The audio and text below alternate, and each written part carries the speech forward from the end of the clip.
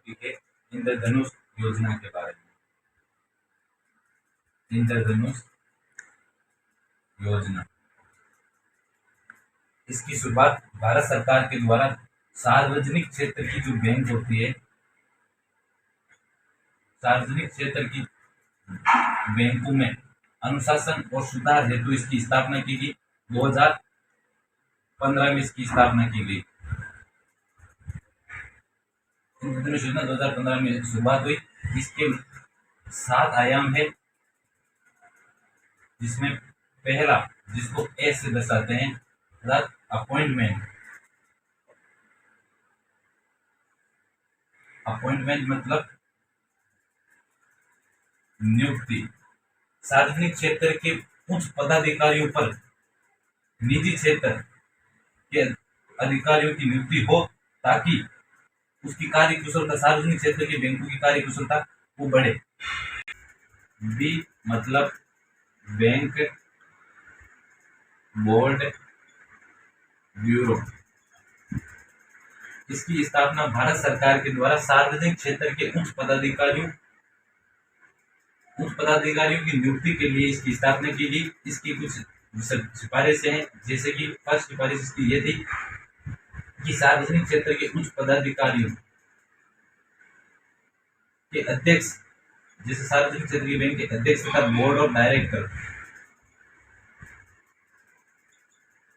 की नियुक्ति की सिफारिश देगी, तथा साथ ही ये भारत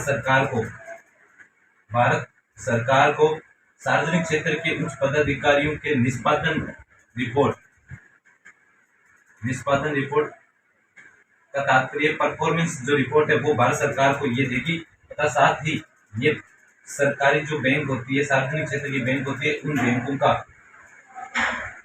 बैंकों के पूंजी संबंधित जो मुद्दे होते हैं, उन मुद्दों पर तथा प्रबंधक कार्य होते हैं, उन पर ये अपनी सिफारिशें या सलाहें देगी। इस बीबीबी के अध्यक्ष की नियुक्ति भारत सरकार के द्वारा की जाएगी। वर्तमान समय में भानु प्रताप थे।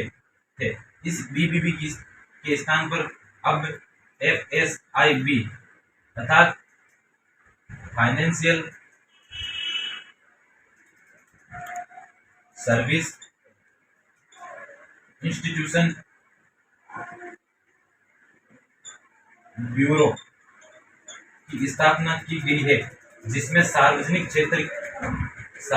क्षेत्र की बैंकों के साथ साथ सार्वजनिक कंपनियों जैसे कि LIC, life insurance corporation, GIC, general insurance corporation आदि के कार्यों पर भी FSIB कार्य करेगी।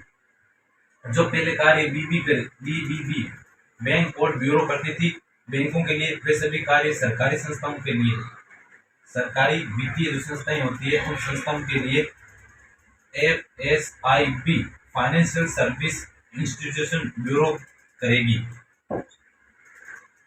सी मतलब कैपिटलाइजेशन।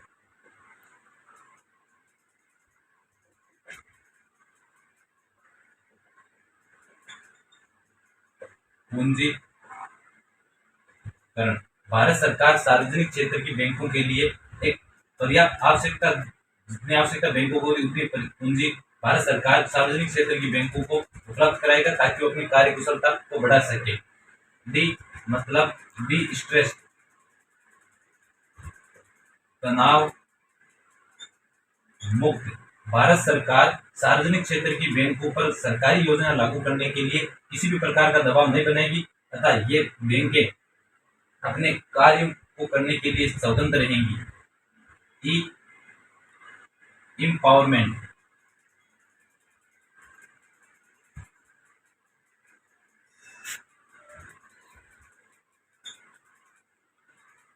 सशक्तिकरण। बैंकों के सशक्तिकरण के लिए विभिन्न माध्यमों का प्रयोग किया जाएगा, तथा एफ फ्रेमवर्क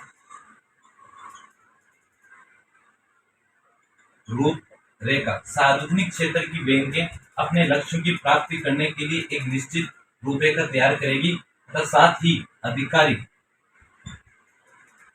सार्वजनिक क्षेत्र के अधिकारियों को जवाबदेहिता तय की जाएगी। जी मतलब गवर्नेंस।